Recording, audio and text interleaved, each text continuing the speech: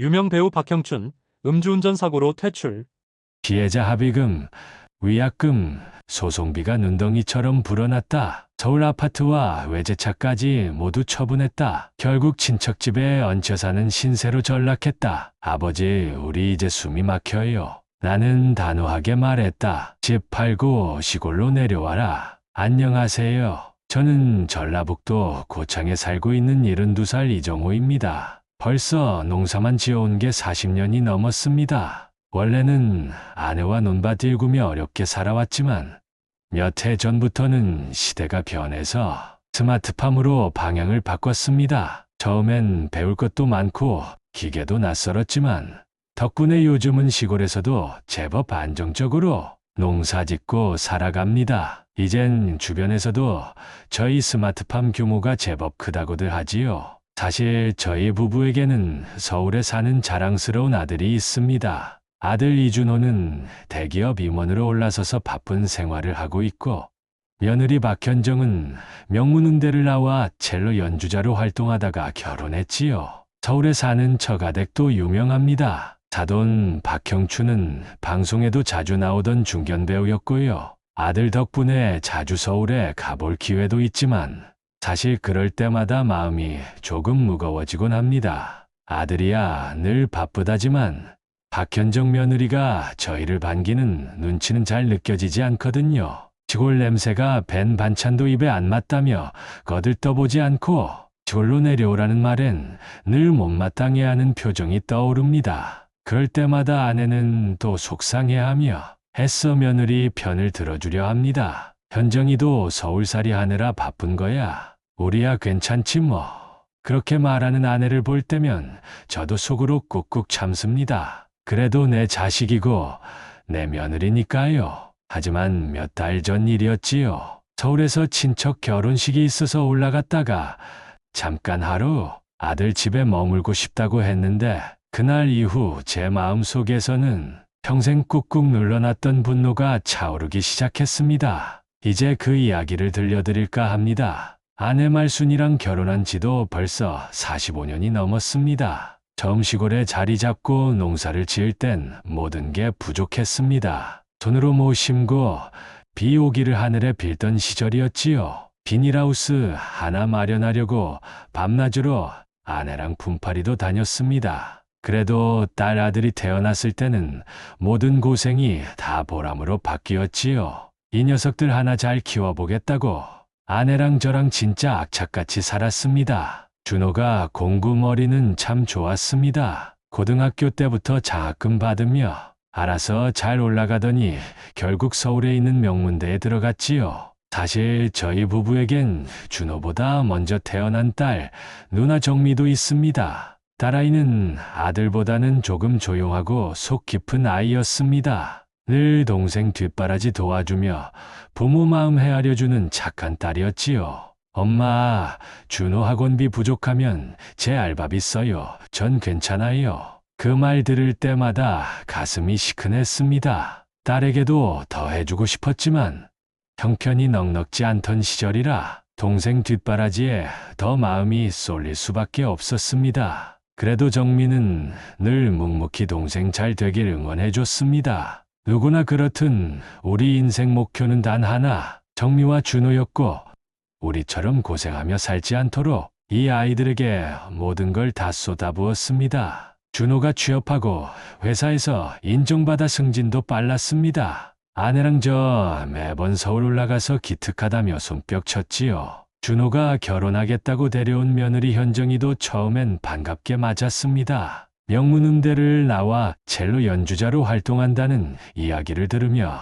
아내는 대단하다며 흐뭇해했지요. 게다가 처가댁은 서울에서도 알아주는 집안이더군요. 사돈 박형춘 씨는 TV 드라마에도 자주 나오는 배우였고 사돈댁은 서울 강남의 좋은 아파트에 살며 여유롭게 지냈습니다. 처음 몇 해는 서로 오가며 왕래도 했습니다. 하지만 시간이 갈수록 며느리의 태도는 조금씩 변했습니다. 시골에 오는 걸 점점 피하기 시작했고 반찬 보내줘도 안 먹고 버린다는 이야기를 아들 통해 들을 때마다 마음이 서늘해졌습니다. 어머니, 현정이가 입맛에 안 맞아 해서요. 서울 음식에 익숙해서 반찬 매번 보내지 마셔요.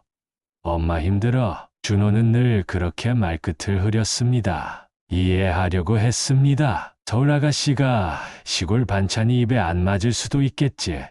그러려니 했습니다. 그런데 며느리는 그런 정성도 부담스러워하는 눈치였습니다. 명절에도 내려오는 걸 부담스러워했고 매번 처가 일정이 우선이었지요. 심지어 사돈댁에서 저희를 대하는 것도 미묘하게 차가웠습니다. 겉으로는 웃지만 속으로는 이 시골 농사꾼이라는 시선을 느낄 수 있었습니다. 박형춘 사돈의 말은 겉으로는 웃으면서도 어딘지 깔보는 느낌이 묻어났습니다. 처음엔 저희도 처가와 수준 차이가 난다고 스스로 위축되기도 했습니다. 하지만 스마트팜 운영을 시작하면서 사정은 조금 달라졌습니다. 덕분에 수익도 안정되고 자산도 차곡차곡 쌓였습니다. 서울 집안 사람들은 저희 농장이 얼마나 되는지, 수익이 어떤지 전혀 모릅니다. 굳이 자랑할 필요도 느끼지 않았습니다. 그저 아들 부부 행복하면 그걸로 만족했습니다. 그러다 몇 달 전 일이 벌어진 겁니다. 서울 친척 결혼식이 있어서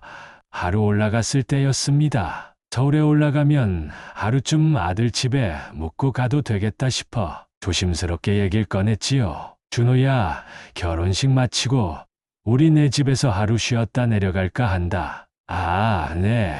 그러세요. 어머니도 오랜만에 좀 쉬다 가시고요. 아들은 흔쾌히 허락했습니다. 그런데 그 말을 들은 며느리 박현정의 얼굴이 살짝 굳어지는 걸 저는 놓치지 않았습니다. 그날 저녁 며느리가 조심스레 말했지요. 어머님, 아버님 서울 오신 김에 외식 어떠세요? 집이 좀 어수선해서요. 아니다. 현정아, 우리가 반찬 좀 싸왔어. 집에서 간단히 먹고 쉬다가 아마 아내 말순이 정성껏 싸운 반찬으로 아들네 식탁에 밥상을 차렸습니다. 김치에 갈치조림, 시래기 된장국까지. 하지만 박현정 며느리는 젓가락 한 번 들지 않았습니다. 오히려 미간을 살짝 찌푸리며 물만 몇 모금 마셨습니다. 제가 입맛이 요즘 좀 까다로워져서요. 어머님 너무 신경 안 쓰셔도 돼요. 식사 내내 며느리는 스마트폰만 들여다봤고 대화도 피했습니다. 결국 식사 마치고 나서 호텔 예약 앱을 열며 말했습니다. 어머님, 아버님 시내 호텔 하나 잡아드릴게요. 훨씬 편하게 쉬실 수 있어요. 그 말에 저도 아내도 말문이 막혔습니다. 집에 온 부모를 내쫓는다는 게 이 시대의 예의인가 싶었습니다. 아내는 억지로 미소를 지으며 말했지요. 아니다. 그냥 이불 하나 펴주면 되는데 뭘 그런 호텔까지 잡니?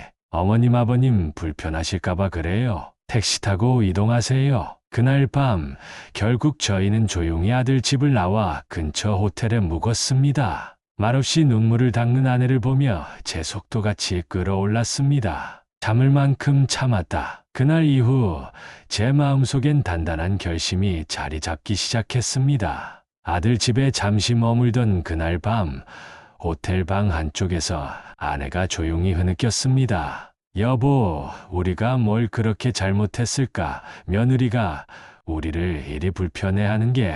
아내 말순에 떨리는 목소리에 저도 목이 메었습니다. 정성을 담아 싸간 반찬상 앞에서도 젓가락 한 번 들지 않던 며느리. 억지 미소로 호텔을 잡아준다고 말하던 그 얼굴이 떠올랐습니다. 우리 아들도 속으로 울었겠지.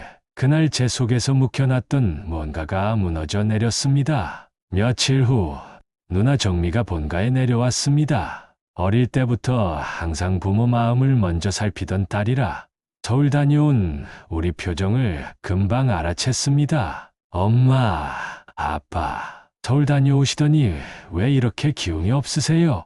아내가 한숨을 쉬며 며느리 이야기를 꺼냈습니다. 그냥 현정이가 좀 너무하더라. 우리가 불편한가 봐. 아무래도 시골에서 올라온 촌사람이라고 생각하는 모양이지. 누나는 씁쓸하게 고개를 저었습니다. 그의 성격, 저도 대충 알죠. 처음부터 너무 달랐잖아요. 첼로 전공에다 서울살이만 해온 애인데 솔직히 엄마가 보내준 반찬 같은 거 아예 안 먹고 버린다는 소리 들었을 땐 저도 화났어요. 저는 천천히 입을 열었습니다. 그래도 우리 준호가 괜찮다고 하니까 그동안 참고 지냈지. 근데 이번에는 좀 아니더라. 누나는 살짝 눈썹을 찡그렸습니다. 아빠, 솔직히 말해서 여지껏 너무 참으시는 거 아니에요? 사람이 자꾸 참으면 무시받아. 딸의 단호한 말에 저도 모르게 한숨이 깊어졌습니다. 정미야, 그래도 그게 우리 준호 와이프 아니냐? 그건 그렇지만요. 그렇다고 부모님까지 이렇게 무시당하는 건 아니잖아요. 누나는 동생이 성공하도록 뒷바라지해준 장본인이기에 그 서운함이 더 컸던 겁니다. 아내도 조용히 말을 보탰습니다. 정미야, 너라도 시집 잘 가서 우리 걱정 안 시키니까 그걸로도 고맙다. 누나는 그런 엄마 손을 꼭 잡았습니다. 엄마, 저는 아빠, 엄마가 이렇게까지 희생하면서까지 눈치 보실 필요 없다고 생각해요. 이번 일도 그래. 그날 밤에 저한테라도 바로 전화하셨어야지. 그날 저녁 가족 셋이서 오랜만에 허심탄회한 대화를 나눴습니다. 며느리가 시댁을 멀리하는 태도는 시간이 갈수록 노골적이 되었습니다. 명절에도 얼굴 보기 힘들어졌고 이제는 시골에 오는 게 어색해졌습니다. 서울에서 처가 모임에는 매번 참석하면서 말이지요. 어머니, 이번 추석은 장모님 생신이랑 겹쳐서요. 서울에서 먼저 시간을 보내고 나서 시골에 내려갈게요. 이런 연락을 받을 때마다 아내는 억지로 웃으며 대답했습니다. 그래, 괜찮다. 너희 바쁜데 억지로 오지 말고. 전화를 끊고 나면 아내는 늘 한숨을 내쉬었습니다. 그때마다 누나는 뒤에서 조용히 말했습니다. 엄마, 아빠 저 사람들 너무 편하게 생각하는 거예요. 그뿐만이 아니었습니다. 서울에서 가끔 만나는 사돈 박형춘 씨 부부의 태도도 점점 변했습니다. 처음엔 웃으며 반겼지만 갈수록 교묘한 무시가 섞여 있었습니다. 아이고, 스마트팜 하신다면서요? 요즘 그거 유행이라던데. 그래도 뭐 소일거리 삼아 하시니 다행이죠. 그 말에 저는 웃으며 넘겼지만 속으론 서늘한 기운이 돌았습니다. 소일거리라 그럼 지금 내가 운영하는 이 규모를 알면 무슨 소리를 할까? 사실 우리 스마트팜은 규모가 꽤 됩니다. 최신 자동화 설비에 유통망도 안정적이라 서울 대형마트와도 직거래를 시작한 지 벌써 몇 해가 됐습니다. 직원도 여러 명 두고 있고 수익도 웬만한 도시 직장인들 연봉보다 훨씬 안정적입니다. 하지만 그런 사실을 굳이 말할 필요는 없다고 생각했습니다. 체면 차리는 사람들 앞에서 자랑해봐야 뭐 하겠습니까? 다만 며느리와 처가의 은근한 무시는 점점 더 선을 넘어가고 있었지요. 이런 상황이 계속 쌓여가던 중에 결국 사건이 터졌습니다. 바로 그 사돈 박형춘 씨의 음주운전 사고.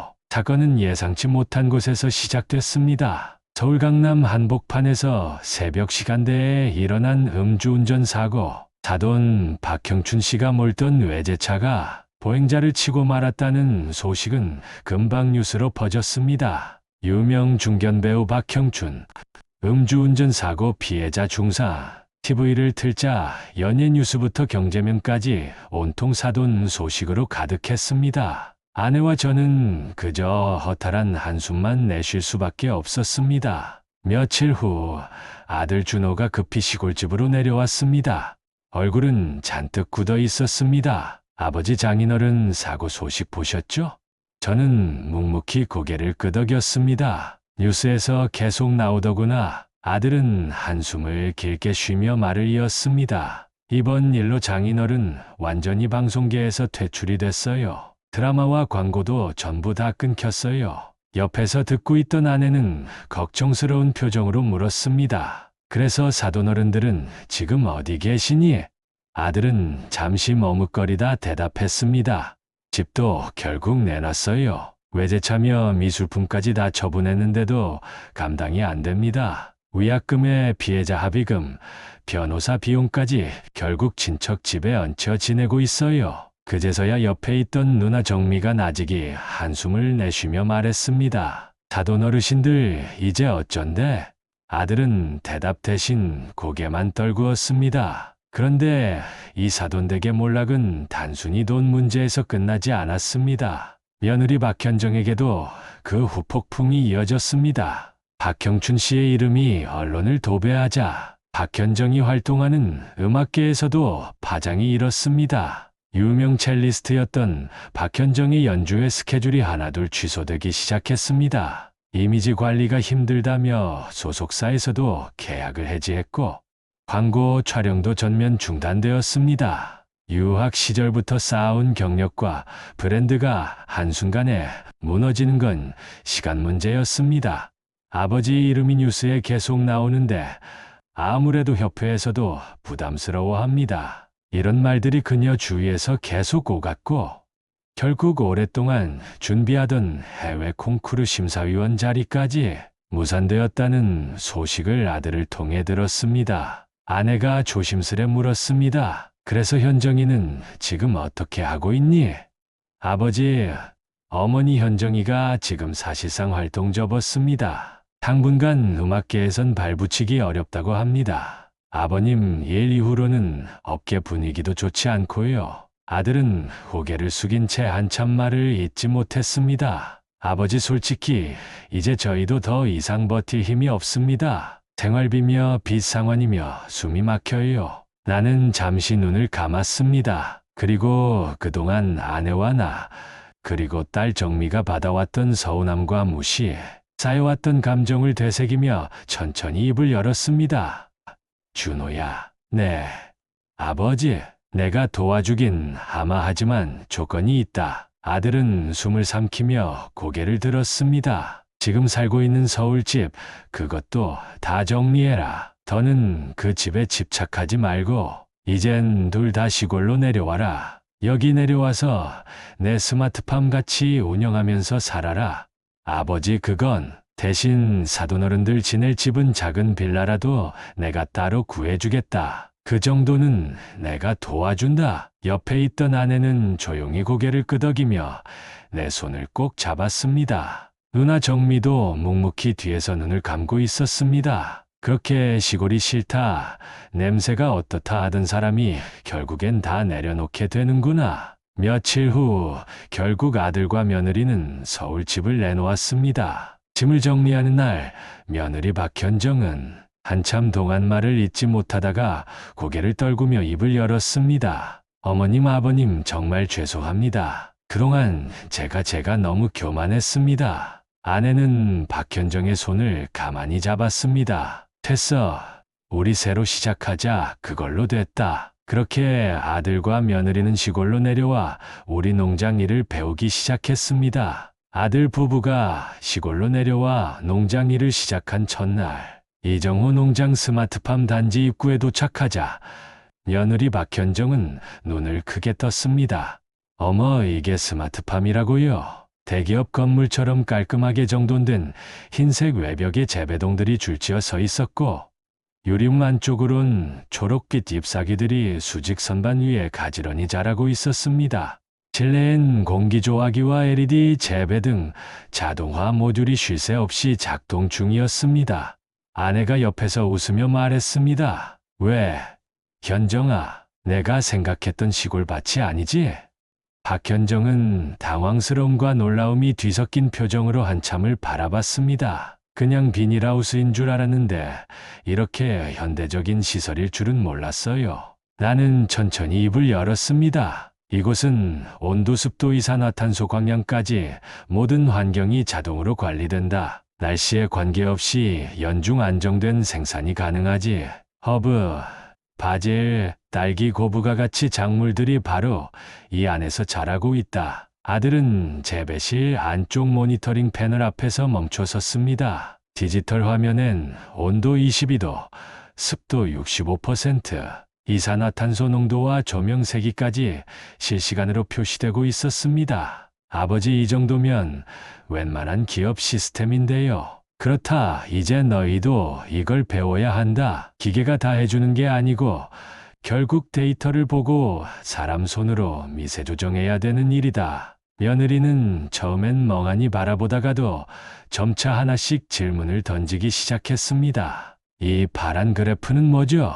지금 허브 잎의 수분 스트레스 지수다. 이 수치가 일정 이상 오르면 조명 세기와 관수량을 자동으로 보정하지. 아내가 옆에서 살며시 말을 보탰습니다. 이렇게 매일 상황을 살펴야 해.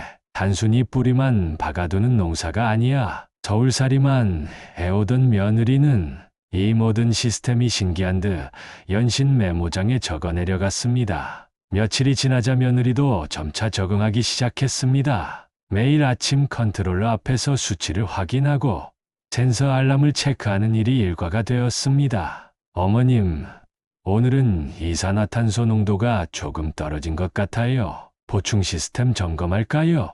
잘 봤구나. 그런 감이 붙어야 제대로 운영하는 거다. 나는 속으로 흐뭇하게 며느리의 변화를 지켜봤습니다. 어느덧 도시에서만 자란 사람이 아니라 이제 조금씩 농장의 주인이 되어가고 있었습니다. 아들 준호 역시 하루가 다르게 손에 익어갔습니다. 대기업에서 프로젝트 관리하던 경력을 활용해 재배 데이터 정리와 출하 스케줄까지 체계화하기 시작했습니다. 아버지, 이렇게 매일 데이터를 정립하면 다음 작기 수율 예측도 가능하겠네요. 그치, 그렇게 쌓은 데이터가 결국 경쟁력이 되는 거다. 서서히 우리 가족의 스마트팜이 아들 부부의 손에도 익숙해져 가고 있었습니다. 서울에서는 상상도 못했던 평범하지만 규칙적인 삶이 자리 잡아가고 있었습니다. 그러던 어느 날 아들이 조심스레 나를 찾아왔습니다. 아버지 장인어른이 더는 서울에서 버티기 힘들다고 하십니다. 나는 묵묵히 고개를 끄덕였습니다. 이젠 어떻게 하고 계신다더냐? 대리운전, 고깃집 아르바이트 체력도 한계고 빚도 여전히 많답니다. 아내는 조용히 한숨을 내쉬었습니다. 그래도 그분도 이제 많이 내려놓으셨겠지. 옆에 있던 누나 정민은 여전히 냉정하게 말을 이었습니다. 결국 자기들이 뿌린 씨잖아. 며칠 뒤 결국 사돈 부부가 시골로 내려왔습니다. 예전 방송인 모습은 온데간데 없고 수척한 얼굴에 힘없이 축 처진 어깨가 낯설었습니다. 사돈어른, 저 이젠 정말 숨이 막힙니다. 나는 잠시 침묵하다 차분히 입을 열었습니다. 이제 완전히 내려오시오. 스마트팜 하나 더 여러같이 합시다. 박형춘은 그 자리에 그대로 고개를 숙였습니다. 손끝이 미세하게 떨리고 있었습니다. 그렇게 사돈 부부까지 시골로 내려와 제2 스마트팜을 새롭게 시작하게 되었습니다. 사돈 박형춘 씨 부부가 시골로 내려오던 날은 잔뜩 흐린 초여름 아침이었습니다. 서울에서 내려오는 이삿짐 트럭 한 대와 승용차 한 대가 우리 농장 앞에 멈춰섰습니다. 트럭 위엔 큰 캐리어 몇 개, 박스 몇 상자가 전부였습니다. 예전에 그 화려하던 사돈댁의 삶을 알기에 이 빈약한 짐들은 더더욱 쓸쓸해 보였습니다. 문이 열리자 수척해진 박형춘 씨가 먼저 내렸습니다. 한때는 방송에서 카메라 앞에서 여유롭게 웃던 그 얼굴이었지만 이제는 살이 빠져 뺨은 움푹 꺼져 있었습니다. 그 뒤로 사돈 부인 이선희 씨도 조심스럽게 뒤따라 내렸습니다. 이렇게 신세지게 돼 정말 면목이 없습니다. 박형춘 씨는 고개를 깊이 숙였습니다. 목소리는 거의 떨리다시피 했고 손가락은 계속 옷깃을 만지작거렸습니다. 부탁드립니다. 저희 두 사람 정말 갈 데가 없습니다. 이렇게라도 기회를 주셔서 정말 고맙습니다. 이선희 씨도 따라 고개를 숙였습니다. 그동안 저희가 너무 교만했습니다. 사돈 죄송합니다. 나는 담담히 고개를 끄덕였습니다. 살다 보면 누구나 실수도 있고 오판도 있는 법이지요. 이제라도 고개 숙일 줄 아시면 된 겁니다. 아내도 한 발 앞으로 나섰습니다. 힘든 시간 잘 견디셨으니 이젠 새 출발하세요. 여기서 다 같이 열심히 살면 됩니다. 그 말을 들은 사돈은 입술을 꾹 깨물며 고개를 숙인 채 어깨를 떨고 있었습니다. 잠시 후 며느리가 우리 앞에 다가왔습니다. 며칠째 긴장했던 표정이 한층 더 무거워져 있었습니다. 어머님, 아버님 정말 정말 감사드립니다. 이렇게까지 우리 부모님까지 품어주셔서 말을 잇지 못하고 눈가가 붉어졌습니다. 저 그동안 제 자신이 얼마나 오만했는지 이제야 알겠습니다. 그걸 깨닫기까지 너무 많은 시간이 걸렸네요. 박현정은 결국 참지 못하고 고개를 숙인 채 조용히 흐느꼈습니다. 아내가 며느리의 어깨를 살며시 감싸 안았습니다. 됐다. 현정아, 이렇게 내려와줘서 고맙다. 가족이란 게 결국 서로 손 내밀고 사는 거다. 나는 한참 그 장면을 바라보다 조용히 한마디 덧붙였습니다. 여기선 이제 서울 살던 방식은 통하지 않는다. 서로 존중하고 함께 배워가야 한다. 서로에게 배우고 서로 도와야 한다. 사돈 어른들도 아셨지요? 박현정은 눈물 섞인 목소리로 고개를 끄덕였습니다. 네, 아버님, 정말 열심히 하겠습니다. 이제 본격적인 스마트팜 제2센터 운영이 시작되었습니다. 새로 마련한 제2재배동은 첫 농장보다 규모는 조금 작았지만 최신식 컨트롤러와 LED 모듈, 공조 시스템까지 완비된 시설이었습니다. 내가 일부러 사돈 부부에게 그곳을 맡겼습니다. 이젠 사돈 두 분이 여기 맡아보시오. 내가 처음부터 다 가르쳐 드릴 테니. 박형춘은 눈을 반짝이며 물었습니다. 정말 제가 해도 되겠습니까? 그렇소, 일은 배우면 되는 거요. 그동안 세상 경험도 많으시니 생각보다 잘하실 겁니다. 이선희 여사도 조심스럽게 말을 보탰습니다. 사돈 정말 열심히 하겠습니다. 저희 둘이 밤낮으로라도 배우겠습니다. 그렇게 제2 스마트팜이 본격 가동되면서 모든 가족이 각자의 역할을 맡아 바삐 움직이기 시작했습니다. 아들 부부는 기존 농장 관리와 출하 담당을, 사돈 부부는 신규 재배동 운영을 맡았습니다. 하지만 이 평화 속에도 작은 불씨는 남아 있었습니다. 아무리 고개를 숙였다고는 해도 오랫동안 도시 상류층으로 살아온 이선희 여사와 시골의 현실은 쉽게 섞이지 않았습니다. 며칠 뒤 첫 수확을 앞두고 다 함께 모여 출하 물량을 점검하던 자리에서 이선희 여사가 슬쩍 한마디를 꺼냈습니다. 사돈어른, 혹시 이 스마트팜 시스템 앞으로 더 확장할 계획은 없으신가요? 요즘 도심권에서도 스마트팜 투자 많이 하던데. 그 말을 듣고 누나 정미가 조용히 속으로 혀를 찼습니다. 또 슬금슬금 본색 나오네. 나는 표정 변함없이 부드럽게 대답했습니다. 사돈, 일단 지금 있는 시설부터 제대로 배우시지요. 농사는 투자보다 관리가 먼저입니다. 이선희는 어색하게 웃으며 물러섰지만 그날 밤 아내와 둘이 앉아 차를 마시며 한숨을 쉬었습니다. 여보, 또 한 번 고비가 올지 모르겠어요. 응, 하지만 이번엔 쉽게 휘둘리지 않을 거야. 그걸 우리가 이제 배웠잖소. 시골 생활이 어느 정도 자리를 잡으면서 모두들 숨 고르기를 하는 듯 했지만 제안은 모든 것을 드러나게 만들었습니다. 제2 스마트팜을 맡은 사돈 부부는 의욕적으로 일을 배우며 처음엔 열심히 따라왔습니다. 하지만 성격이 어디 가겠습니까? 사돈, 이 품종 말입니다. 해외에 수출하면 훨씬 단가가 높다고 하던데요. 어느 날 박형춘 사돈이 수출 브로커를 만났다는 얘기를 슬쩍 꺼냈습니다. 옆에 있던 이선희 여사도 거들었습니다. 요즘엔 중동 쪽에서도 고부가 같이 허브를 수입한다더라고요. 사돈처럼 이렇게 규모되는 농장은 해외 바이어들이 관심 많다 하던데.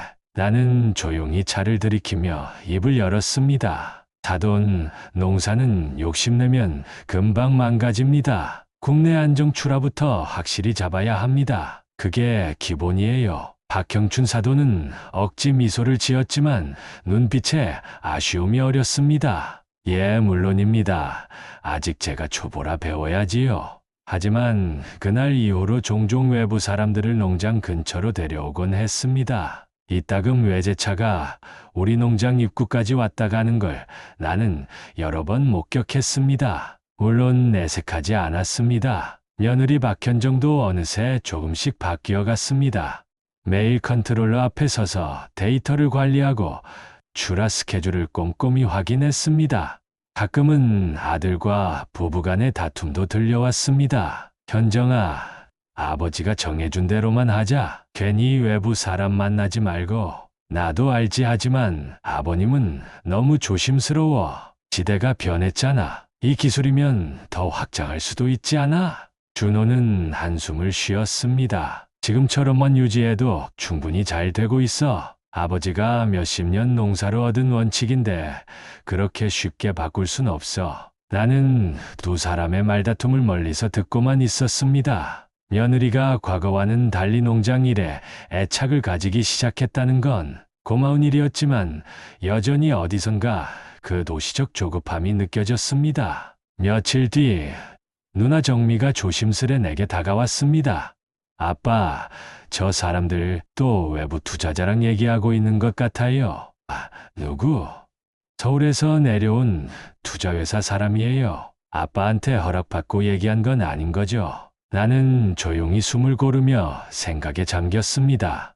역시 이후로도 사돈 부부의 욕심은 조금씩 노골적으로 드러나기 시작했습니다. 사돈, 서울에 있는 제 지인 중에 IT 기업 투자자가 있는데요. 이 스마트팜 시스템을 활용해서 프랜차이즈 개념으로 확대하면 어떨까 하는 제안이. 투자라 그건 내 사업이요. 내 땅에서 내 손으로 키운 농작물이요. 네, 물론 어르신 몫이 가장 크시죠. 저희야 조금 보탬이 되면 하는 마음에서. 나는 잠시 그를 바라보다 짧게 대답했습니다. 사돈, 농사는 기술이 아니라 신뢰로 하는 겁니다. 아직 그런 단계는 아닙니다. 그 이후로도 박형춘 사돈과 이선희 여사는 아내와 나를 은근히 압박하기 시작했습니다. 여보, 괜찮겠어요? 아내가 조심스레 물었습니다.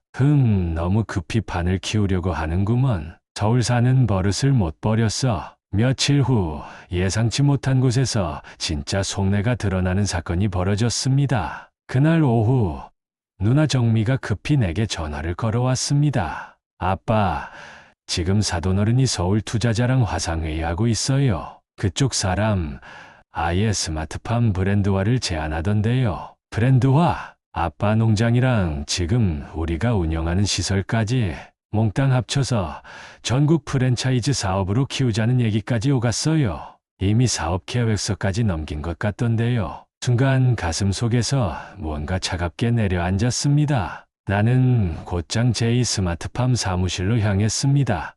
오늘 열자 회의가 막 끝났는지 박형춘 사돈과 이선희 여사가 모니터를 닫고 있었습니다. 둘 다 순간 당황한 표정을 숨기지 못했습니다. 사돈어른 오셨습니까? 그래요. 회의 잘 끝났소? 나는 조용히 물었지만 그 안에는 이미 싸늘한 기운이 감돌고 있었습니다. 예, 그냥 가능성 검토 차원에서요. 검토? 누구 허락받고? 내 말투가 점점 무거워졌습니다. 사돈, 이건 내 땅에서 시작한 내 농사예요. 너른 밭을 기업 장난처럼 굴릴 생각이라면 애초에 내려오지도 말았어야 했소. 박형춘 사돈이 당황하며 변명했습니다. 그게 아니라 사돈의 사업도 더 성장할 기회라 생각해서요. 저희가 나쁜 의도로 한 게 아닙니다. 다 가족이니까 더 키워보자는 마음으로. 그 순간 옆에 있던 이선희 여사도 나섰습니다. 사돈어른, 사실 현정이도 젊은 감각으로 이 사업을 키우고 싶어 합니다. 준호도 대기업에서 프로젝트 관리했으니 이제 이걸 시스템화하면. 나는 그녀의 말을 단호히 끊었습니다. 조용히 하시오. 목소리가 낮았지만 단호했습니다. 그 순간 사무실 안공기가 얼어붙었습니다. 사돈들 서울에서 내려올 때 그랬지요. 몸 낮추고 새로 시작하겠다고 했소. 그 말 들었기에 내가 집도 구해주고 제2농장까지 맡긴 겁니다. 나는 잠시 숨을 골랐습니다. 근데 또 도시식 계산을 시작하오? 투자, 확장, 프랜차이즈, 결국 또 이걸 돈벌이 수단으로 삼으려고 하지 않았소? 박형춘 사돈이 말을 잇지 못하고 고개를 숙였습니다. 제가 생각이 짧았습니다. 이선희 여사도 고개를 떨구며 울먹였습니다. 잘못했습니다. 순간 또 옛 욕심이 앞섰습니다. 그때 옆에서 조용히 듣고 있던 아들 준호가 조심스럽게 입을 열었습니다. 아버지 죄송합니다. 제가 이걸 미리 막았어야 했는데. 나는 준호를 향해 시선을 돌렸습니다. 준호야, 너도 서울 살다 보면 이런 도시식 장사꾼들의 논리가 얼마나 위험한지 알 테지. 농사는 욕심을 키울수록 망한다. 원칙 지키는 게 결국 사람 살 길이야. 준호는 고개를 숙이며 힘없이 대답했습니다. 네, 아버지 죄송합니다. 그날 밤 아내와 함께 마루에 앉아 조용히 차를 마셨습니다. 여보, 결국 또 이렇게 될 줄은 알았어요. 그래도 이번엔 내가 일찍 끊었으니 그걸로 됐어. 이제 이 사람들 정말 변할 수 있을까요? 나는 조용히 고개를 저었습니다. 욕심은 쉽게 꺾이지 않아. 하지만 이번에 확실히 알아들었을 거야. 내가 절대 두 번 다시 이런 일 허락하지 않는다는 걸. 달빛 아래 제1과 제2 스마트팜 시설에서 은은한 조명이 켜진 채 작물들이 자라고 있었습니다. 나는 그 빛을 바라보며 속으로 다시 다짐했습니다. 이건 내 땅이고 내 자식들과 내가 함께 지켜야 할 우리 삶이다. 폭발 직후 며칠간 사돈 부부는 눈에 띄게 조심스러워졌습니다. 아침마다 농장으로 나오긴 했지만 전과 같은 의욕 섞인 말들은 쏙 들어갔습니다. 하지만 나는 이번만큼은 흐지부지 넘기지 않을 작정이었습니다. 어느 날 아침 모든 가족을 사무실 회의실로 불러 모았습니다. 아들 준호, 며느리 박현정, 사돈 박형춘과 이선희 여사까지 모두 조용히 자리에 앉았습니다. 나는 준비해둔 두꺼운 서류초를 책상 위에 꺼내놓고 이게 뭔지 아시겠소? 모두가 고개를 갸웃거릴 때 나는 담담하게 설명했습니다. 이건 지금까지 내가 이 농장을 운영하면서 작성해온 모든 재배 기록, 원가 분석, 거래처 계약서, 자산 내역, 그리고 지금까지 투자된 시설 운영비까지 정리한 문서요. 박형춘 사돈과 이선희 여사가 긴장한 눈빛으로 서로를 바라보았습니다. 이 농장은 처음부터 내 개인 명의로만 설립됐소. 여기 농지, 재배동, 설비, 심지어 부대시설까지 전부 내 자산이요. 나는 한 장 한 장 넘기며 조목조목 설명을 이어갔습니다. 지금까지 여러분이 맡아 운영한 제이스마트팜도 마찬가지요. 단 한 평의 지분도 타인 명의로 넘어간 적 없습니다. 사돈댁 안색이 사색이 되었습니다. 사돈 혹시 저희가 의심을 받는 건가요? 의심이 아니라 정확한 확인이요. 나는 이번 일을 계기로 미리 선을 그어두려는 거요. 박형춘 사돈도 다급히 손을 내저었습니다. 사돈어른, 저희가 정말 탐을 내서 그랬던 건 아닙니다. 그저 도움을 드리고 싶었을 뿐. 나는 그 말을 차갑게 잘랐다. 도움?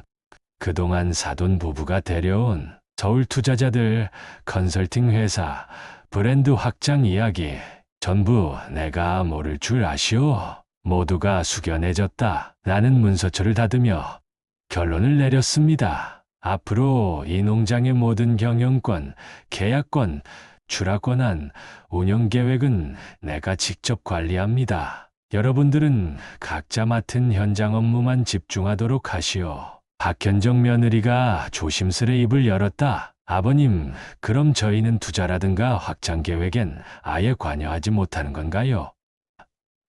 그래, 최소 5년 동안은 일절 그럴 일 없다. 그동안 쌓아온 신뢰가 깨졌으니 다시 채워야 한다. 나는 단호하게 못을 박았습니다. 아들 준호는 아무 말 없이 고개를 끄덕였습니다. 정미 누나 역시 옆에서 조용히 속으로 한숨을 쉬며 입을 다물었습니다. 그날 이후 농장은 완전히 내 중심으로 다시 재정비되기 시작했습니다. 매일 새벽 나는 직접 컨트롤러 시스템을 체크했고 출하계약서와 거래처 입금 내역까지 모두 일일이 검토했습니다. 사돈 부부가 맡았던 제이스마트팜 운영 역시 매주 현장 점검을 통해 꼼꼼히 관리했습니다. 사돈, 지난주 LED 광량 데이터 오류 수정했소? 네, 예, 수정했습니다. 배양액 공급 조절은 내가 알려준 수치대로만 맞추세요. 임의 변경 금지요. 예, 명심하겠습니다. 조금이라도 방심할 여지를 남기지 않았습니다. 누군가는 내가 지나치다고 생각할 수도 있었지만 이건 지난날 당한 모멸과 무시를 생각하면 결코 양보할 수 없는 선이었습니다. 며느리 박현정 역시 날마다 새벽부터 나와 꼼꼼히 기록을 정리했습니다. 아버님, 이번 주 생산량 예상치는 이 수치로 잡았습니다. 품질 검사 결과도 정상 범위입니다. 잘했어. 계속 이렇게만 관리하도록 해. 불필요한 외부 미팅은 더 이상 하지 말고. 네, 아버님. 그녀의 얼굴에 지난 시절의 오만은 완전히 사라져 있었습니다. 오히려 이제는 긴장 속에서 조심스럽게 배우고 성장해 가고 있었습니다. 그렇게 몇 달이 흘러 농장 수익은 점점 안정되었고 거래처 평가도 더 좋아졌습니다. 나는 고개를 끄덕이며 조용히 중얼거렸다. 이제야 조금 사람다운 눈빛이 돌아오는구먼. 몇 개월간의 철저한 관리 속에 농장은 안정적으로 돌아가기 시작하였습니다. 저는 매일 새벽 첫 입실과 마지막 점검까지 손수 챙겼고 모든 출하 스케줄과 계약서 역시 제 손을 거쳐야만 확정되었습니다. 한때 확장과 외부 투자를 주장하던 목소리들은 어느새 완전히 사라졌습니다. 박형춘 사돈 부부는 이제 눈에 띄게 조심스러워졌습니다. 매일 오전이면 제 스마트팜 현장에서 꼼꼼히 모듈 청소를 하고 LED 광량 체크, 배양액 농도 기록까지 정확히 작성하여 보고하였습니다. 조금의 실수도 허용되지 않는다는 사실을 이제 확실히 체득한 듯 보였습니다. 사돈, 이번 주 양액 회 수치 문제없이 안정적으로 유지되었습니다. 예, 잘하셨습니다. 그런 기본부터 끝까지 유지하십시오. 괜한 욕심은 내지 마시고요. 예, 명심하겠습니다. 사돈의 목소리는 과거 방송에서 여유롭게 말을 이끌던 때와는 전혀 다른 모습이었습니다. 며느리 역시 이제는 눈빛부터 바뀌어 있었습니다. 아버님, 장기적으로 유통망도 조금씩 정리하고 있습니다. 기존 거래처도 신뢰가 쌓이면서 장기 계약 문의가 늘어나고 있습니다. 좋아, 이제야 진짜 농사를 배우고 있는 것 같네. 아들 준호 역시 저를 더는 거스르려 하지 않았습니다. 이제는 자발적으로 매출 흐름표와 원가 분석표까지 매주 직접 정리하여 가져왔습니다.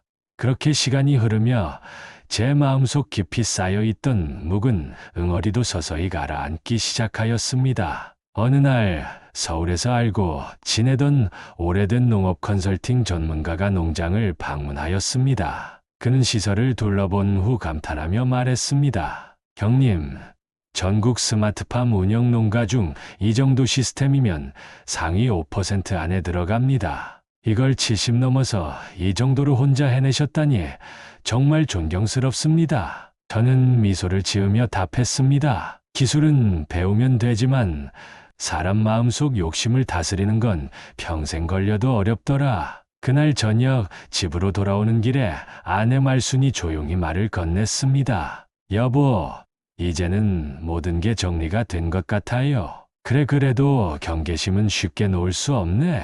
이제 조금은 편하게 사셔도 되는 것 아닐까요?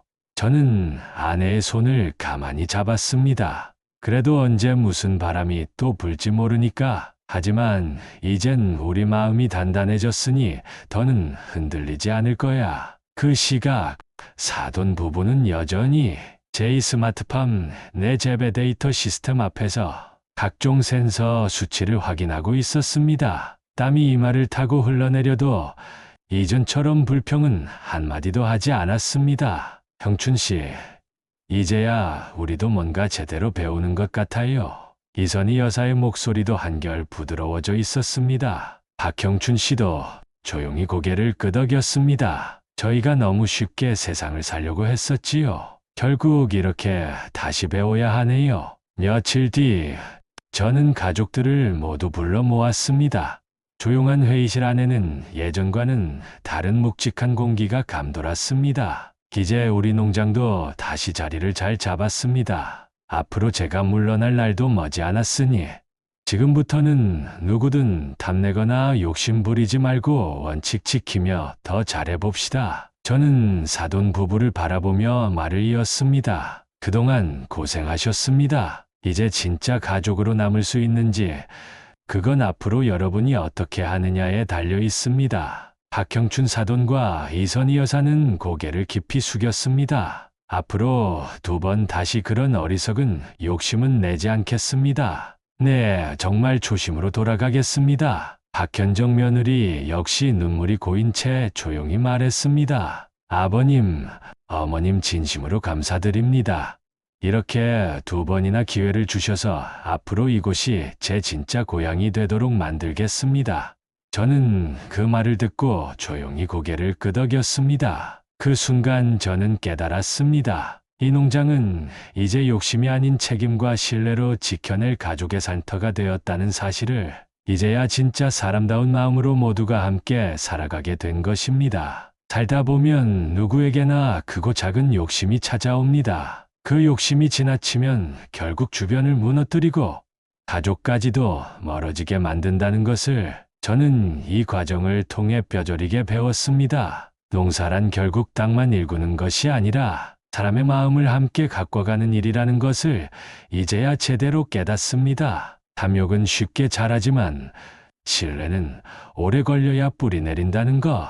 그 느린 시간 끝에 얻은 평온함이야말로 저희 가족이 지켜야 할 진짜 재산이 되었습니다. 혹시 이 영상을 보시는 분들 중에도 지금 가족 간의 다툼이나 오해로 마음이 무거우신 분들이 계시다면 조금 천천히 마음을 내려놓아 보시길 바랍니다. 결국 남는 것은 원망도 아니고 미움도 아닙니다. 손 내미는 용기와 서로를 이해하려는 시간이 우리 인생을 다시 살게 해줍니다. 이제 저희 가족은 욕심이 아닌 함께 버티고 지켜내는 마음으로 살아갑니다. 그게 결국 제가 살아온 이 농장의 가장 큰 수확입니다.